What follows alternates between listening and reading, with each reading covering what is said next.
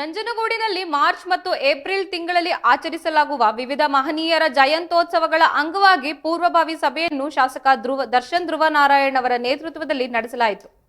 ತಾಲೂಕು ಆಡಳಿತ ಭವನದ ತಹಶೀಲ್ದಾರ್ ಕಚೇರಿಯಲ್ಲಿ ರಾಷ್ಟ್ರೀಯ ಹಬ್ಬಗಳ ಆಚರಣಾ ಸಮಿತಿಯು ಈ ಸಭೆಯನ್ನು ಆಯೋಜಿಸಲಾಗಿದ್ದು, ಸಭೆಯಲ್ಲಿ ಮಾತನಾಡಿದ ಶಾಸಕ ದರ್ಶನ್ ಧ್ರುವನಾರಾಯಣ್ ಅವರು ಮಾರ್ಚ್ ಮತ್ತು ಏಪ್ರಿಲ್ ತಿಂಗಳಲ್ಲಿ ಬರುವ ಮಹನೀಯರ ಜಯಂತಿಗಳನ್ನು ಅರ್ಥಪೂರ್ಣವಾಗಿ ಆಚರಿಸುವ ಕುರಿತು ಚರ್ಚಿಸಲಾಗಿದೆ ಎಂದು ಹೇಳಿದ್ದಾರೆ.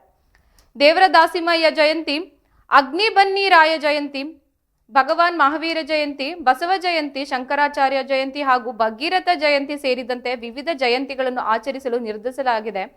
ಸಮುದಾಯದ ಮುಖಂಡರು ಮತ್ತು ವಿವಿಧ ಸಂಘಟನೆಗಳ ಪದಾಧಿಕಾರಿಗಳೊಂದಿಗೆ ಚರ್ಚಿಸಿ ಸಲಹೆ ಸೂಚನೆಗಳನ್ನು ಪಡೆಯಲಾಗಿದೆ ಎಂದು ಶಾಸಕರು ಮಾಹಿತಿ ನೀಡಿದ್ದಾರೆ. ಜಯಂತ್ಯೋತ್ಸವವನ್ನು ತಾಲೂಕು ಆಡಳಿತ ಭವನದಲ್ಲಿ ಸರಳವಾಗಿ ಆಚರಿಸಲಾಗುವುದು ಎಂದು ನಿರ್ಧರಿಸಲಾಗಿದೆ.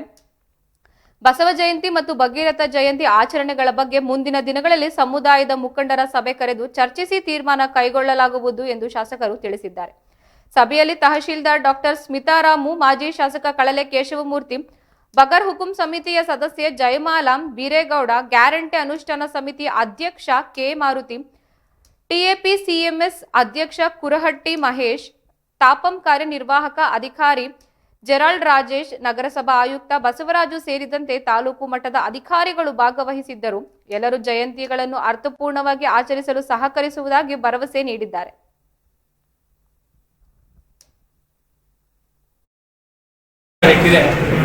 ನಾವು ಕೂಡ ಪಾಸಿಟಿವ್ ಆಗಿದ್ದೇವೆ. ನೋಡೋಣ, ನಮ್ಮ ಸರ್ಕಾರ ನಮ್ಮ ಮುಖ್ಯಮಂತ್ರಿ ಸಿದ್ದರಾಮಯ್ಯ ಸಾಹೇಬರು ಯಾವ ರೀತಿ ಮುಂದಿನ ದಿನಗಳು ನಮ್ಮ ನಮ್ಮ 6ನೇ ತಾರೀಕು ನಾವು ಅಲ್ಲಿ ತೀರ್ಮಾನ ಆಗಿದ್ದ ಬಳಿಕ ನಾವು ಯಾವ ರೀತಿ ಆಚರಣೆಯನ್ನು ಮಾಡಬೇಕು ಅನ್ನೋದ್ರ ಬಗ್ಗೆ ನಮಗೆ ಸಲಹೆಗಳನ್ನು ಕೊಡ್ತೇವೆ ಅಂತ ಅವರು ಕೂಡ ತಿಳಿಸಿದ್ದಾರೆ. ಮತ್ತು ನಮ್ಮ DSS ಮುಖಂಡರು ಅವರು ಕೂಡ ತಿಳಿಸಿದ್ದಾರೆ. ಅರ್ಥಪೂರ್ವಕವಾಗಿ ಸರ್ಕಾರದ ವತಿಯಿಂದ ಬಸವೇಶ್ವರ ಜಯಂತ್ಯೋತ್ಸವವನ್ನು ಆಚರಣೆಯನ್ನು ಮಾಡಬೇಕು ಅನ್ನೋದ್ರ ಬಗ್ಗೆ ಅವರು ಕೂಡ ತಿಳಿಸ್ಕೊಟ್ಟಿದ್ದಾರೆ. 7ನೇ ತಾರೀಕು ಬಳಿಕ ನಾವು ಎಲ್ಲರ ಸಲಹೆ ಸೂಚನೆಯಂತೆ ಮತ್ತೊಮ್ಮೆ ಬಸವೇಶ್ವರ ಜಯಂತ್ಯೋತ್ಸವವನ್ನು ಯಾವ ರೀತಿ ಆಚರಣೆ ಮಾಡೋದ್ರ ಬಗ್ಗೆ ನಾವು ಸೂಕ್ತ ಸಲಹೆ ಸೂಚನೆಯನ್ನು ಪಡೆದುಕೊಂಡು ಸೂಕ್ತ ನಿರ್ಧಾರವನ್ನು ತಗೊಳ್ತೇವೆ ಅಂತ ಇವತ್ತು ನಾನು ತಿಳಿಸಿದ್ದೇನೆ.